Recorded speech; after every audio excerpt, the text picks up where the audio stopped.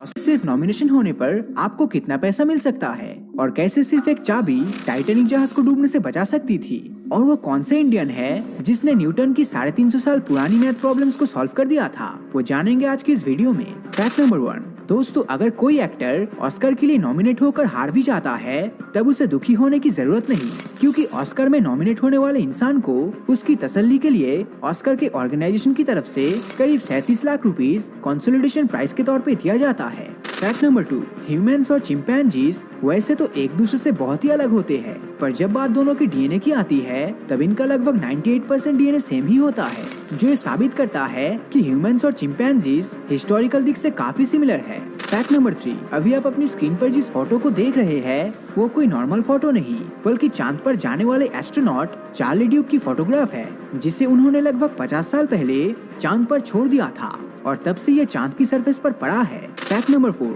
इस बात में कोई शक नहीं कि टाइटैनिक के डूबने से करीब 1,500 लोगों की जान चली गई थी, पर यह बात भी सच है कि इतने लोगों की मौत का जिम्मेदार सिर्फ एक आइसबर्ग नहीं थी, बल्कि इसके पीछे और भी बहुत सारे रीजंस थे, जिनमें से सबसे बड़ा रीजन था बाइनोकुलर्स के रूम की चाबी न होना, क्योंकि बाइनोकुलर्स रूम की चाबी जिस ऑफिसर के पास थी उसे लास्ट मिनट पर दूसरे ऑफिसर से रिप्लेस कर दिया गया था और वो गलती से उस चाबी को दूसरे ऑफिसर को देना भूल गया।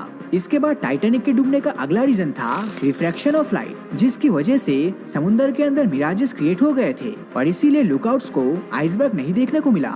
सिर्फ इतना ही नहीं, लाइफ बोट्स की कमी भी एक बड़ा रीजन था, क्योंकि टाइटैनिक में जितने पैसेंजर्स मौजूद थे उनके लिए कम से कम 60 लाइफ बोट की जरूरत पड़ती थी, जबकि उस समय टाइटैनिक सिर्फ 20 लाइफ बोट्स के साथ ही निकला था। Fact number 5। एप्पल्स के आईफोन इतने ज्यादा ऑसम होते हैं कि आज दुनिया का हर इंसान इन्हें यूज करना चाहता है, लेकिन क्या आप जानते हैं जहां एक आम इंसान एप्पल का आईफोन यूज कर सकता है तो ही मूवीज में दिखाई देने वाले विलेंस मूवी के अंदर इनका यूज नहीं कर सकता, क्योंकि एप्पल को लगता है इससे उनकी ब्रांड की बदनामी होगी। Fact number 6। इन तस्वीरों में देखकर आपको अच्छे से समझ आ जाएगा कि चाइना किस तरह दुनिया के फेमस ब्रांड्स को कॉपी करता है। अब आप खुद ही देख लीजिए, चाइना में कोरोना एक्स्ट्रा बियर की कॉपी सेरिनो एक्स्ट्रा है, पिज्जा हट की कॉपी पिज्जा हू है, नोकिया की कॉपी नोकला है और ओरियो कुकीज की कॉपी बोरियो है। इसी के साथ ओले ब्रांड की कॉपी ओके है और एंड में जाने माने प्रेडा की कॉपी प्रेपा है, जो साबित करता है कि कॉपी करने के मामले में चाइना से आगे दूसरा कोई नहीं। Fact number 7।